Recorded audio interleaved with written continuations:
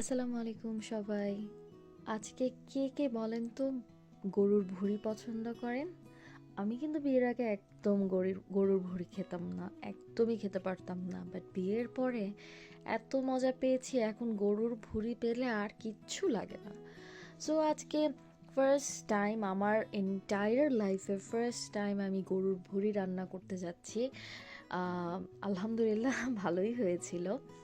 So আমি তেলের ভেতরে গোটা কয়েকটা মশলা, পেঁয়াজটাকে ভালো করে লবণ দিয়ে একটু হালকা বাদামি কালার হওয়া পর্যন্ত ভেজে নিয়েছি। দেন আমি কিছু কুচি করা টমেটো দিয়ে দিয়েছি এবং টমেটোটা গলা পর্যন্ত একটু ওয়েট করে দেন আদা রসুন বাটা দিয়ে ভালো করে এটাকে একটু নেড়ে চেড়ে কষিয়ে নিয়েছি। সাথে আমি একটু পানি অ্যাড করেছি, যেহেতু আমি এখন গুঁড়ো মশলাগুলো অ্যাড করছি, সো আমি পানি অ্যাড করেছি। দেন আমি এখানে ধনিয়া গুঁড়া, হলুদের গুঁড়ো, জিরার গুঁড়োটা পরে দিয়েছি, মরিচের গুঁড়ো, গোলমরিচের গুঁড়ো, দেন হচ্ছে গরম মশলার গুঁড়ো আর দারুচিনি গুঁড়ো দিয়ে মশলাটাকে ভালো করে কষিয়েছি। আমাদের নিউ ইয়র্কে কিন্তু একদম ফ্রেশ বট পাওয়া যায়, সো বটগুলি একটু বড় বড় পিসের থাকে, বাট আমি এটাকে ছোট ছোট পিস করে নিয়েছি। এটা আসলে আমার শাশুড়ির কাছ থেকে এই কাটাটা আমি শিখেছি, কারণ আমার শাশুড়ি মা অনেক সুন্দর করে একদম ছোট ছোট করে বটটাকে কাটতো, যার ফলে বটটা খেতে আরও মজা লাগতো। সো উনার হাতের বট তো মাশাল্লাহ মাশাল্লাহ মাশাল্লাহ, আমার মানে কি বলবো, আমি খুব মিস করি ওনার হাতের বট রান্না। সো আমি বটটা দিয়ে মশলাটার সাথে বটটাকে ভালো করে কষিয়ে নিয়েছি। আমি কিন্তু এখনও লবণ অ্যাড করিনি, যখন বট থেকে দেখতেই পাচ্ছেন যথেষ্ট পরিমাণে পানি উঠেছে, এই পানিটাকে আমি একটু কষিয়ে নিয়েছি। দেন আমি এটাতে লবণ অ্যাড করেছি। এটাতে কি হয়, মশলাটার সাথে বটটা ভালো করে কষে যায়, না হলে পানি দিলে আগে অনেক বেশি পানি চলে আসে। সো অতিরিক্ত পানিটা আমি চাচ্ছিলাম না, সো আমি বটটাকে আগে কষানোর পরে দেন আমি লবণটাকে দিয়ে বটটা ভালো করে আবার ভেজে নিয়েছি।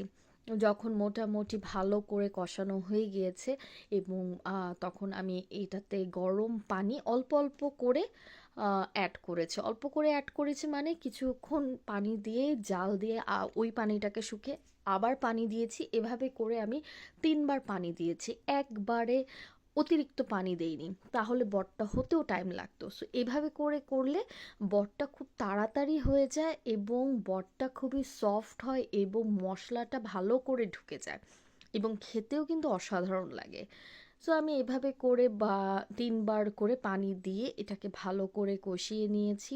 দেন যখন কষানো হয়ে গেছে ওই অবস্থাতে আমি এটাতে জিরা গুঁড়ো অ্যাড করেছি আর গরম মশলা গুঁড়ো। জিরা গুঁড়োটা পরে অ্যাড করেছি, এটা আমাকে আমার শাশুড়ি বলেছে যে জিরা গুঁড়োটা পরে দিলে ফ্লেভারটা অনেক ভালো আসে। আসলেই তাই, জিরা গুঁড়োটা দেওয়ার পরে বটের colour, texture, everything was changed.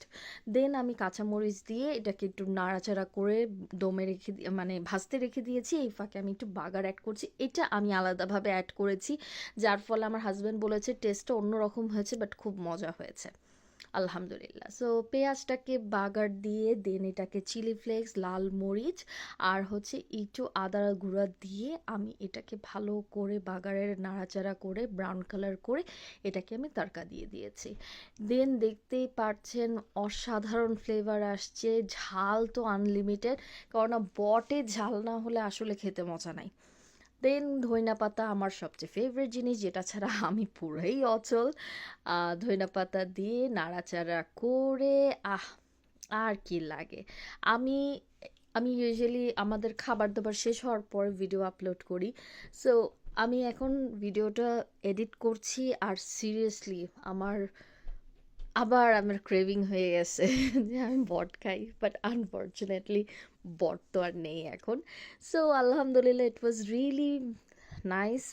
খুব ঝাল ছিল, খুব ভালো লেগেছে আলহামদুলিল্লাহ। যদি আপনাদের ভালো লাগে আপনারাও ট্রাই করবেন, বট খেয়ে দেখবেন, আসলেই কিন্তু মজা। আসসালামু আলাইকুম।